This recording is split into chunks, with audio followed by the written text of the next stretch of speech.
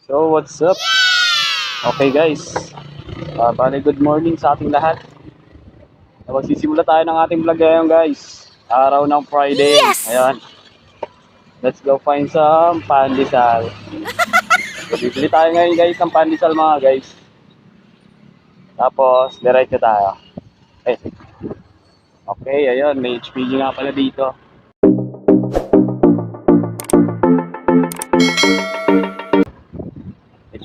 May HPG nga pala dito mga guys.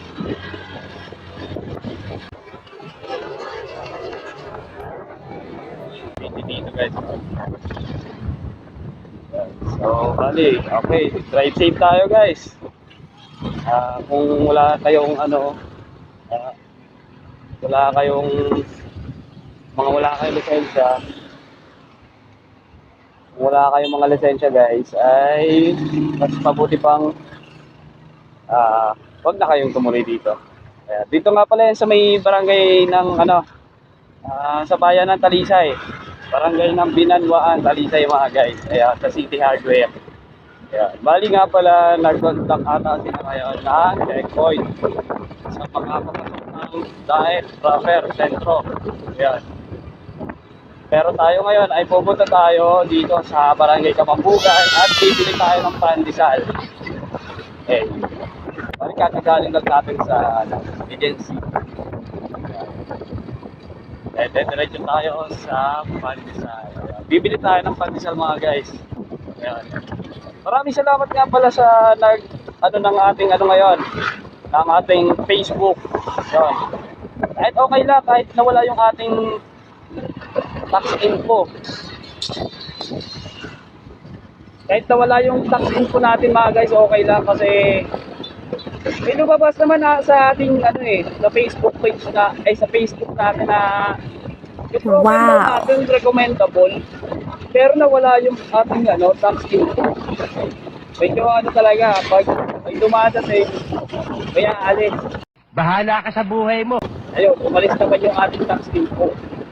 So, bali nga pala, nag-request tayo kay Meta na kami resolvahan yung ating issue about sa ating tax info.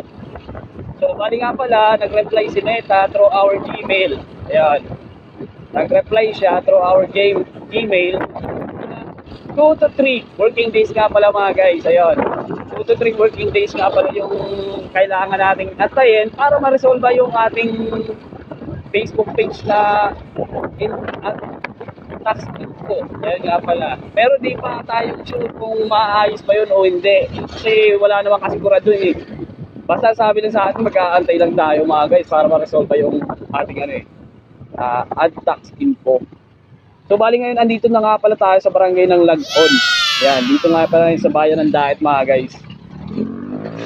So ayun nga pala, nagkakahiyaan pa. Kakahiyaan pa yung mga tao dito mga guys.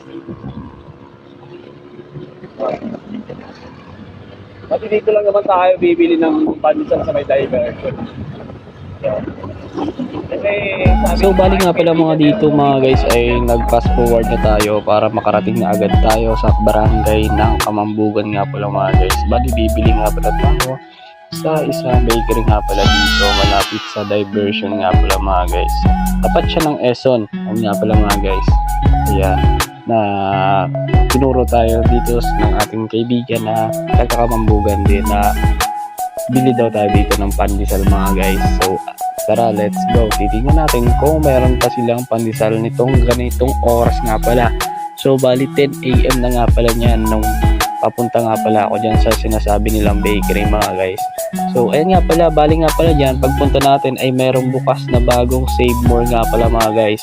Ayan, opening nga pala sila ngayon. Ayan, sobrang daming tao nga pala dyan nung pagdating natin at pagdaan sa harap niyan. So bali dire-diretso lang tayo at dito nga pala guys makikita natin yung bakery nga pala dito sa tabi. Tara, let's go.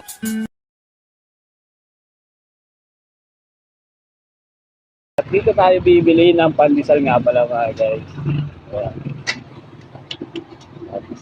Pandesal. Wala tayo ng pera sa Yutas na.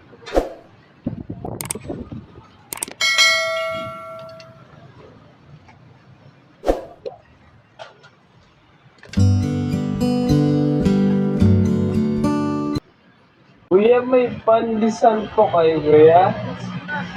Ay, ubos na. Hello dito. Gusto daw guys yung pandesal ni kuya. Pataw tayo dito dito.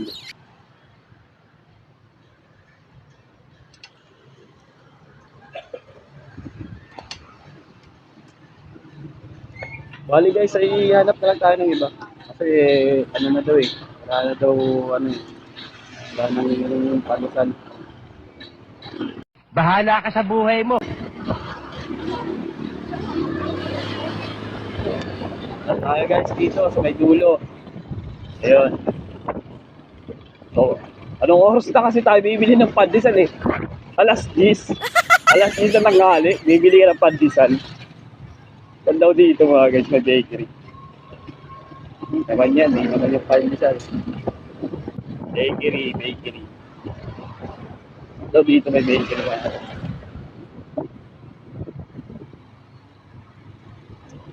Natin na ako ano eh.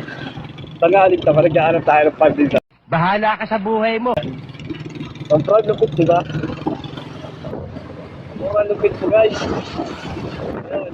Nagkahanap ko ng pandesal, nag-aalit na pan.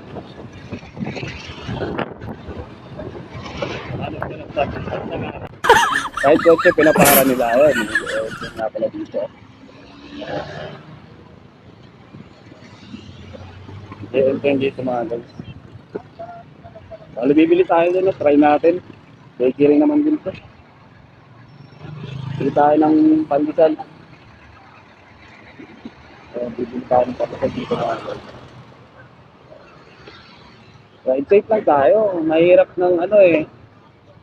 Nangingipagpatintero sa mga motor tapos kotse. Alam mo naman naman sa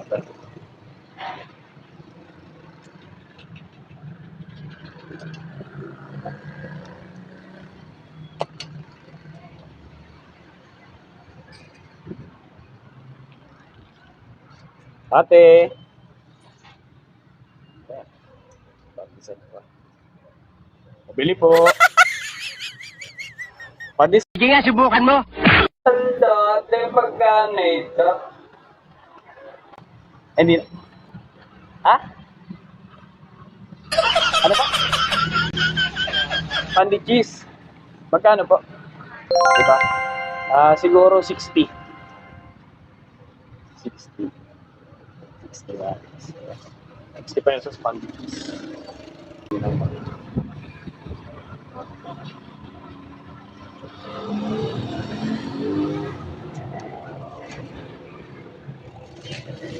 Pesos. Mga guys. Pag-aling ka pagkakatan pandesal. Pa? Ay wala po. Wala pong pin eh. Mga guys. Thank you.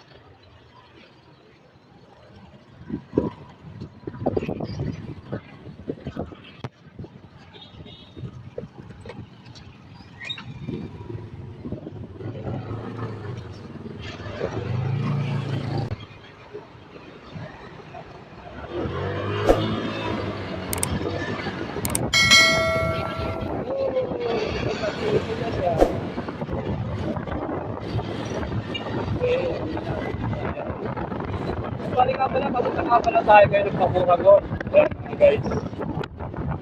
Punta tayo ngayon ng Pamuragon. Dito sa munisipyo ng Daet. Okay. Medyo makakati yung ilong ko ah. Hindi totoo yan. Bola lang yan. Sira ulo.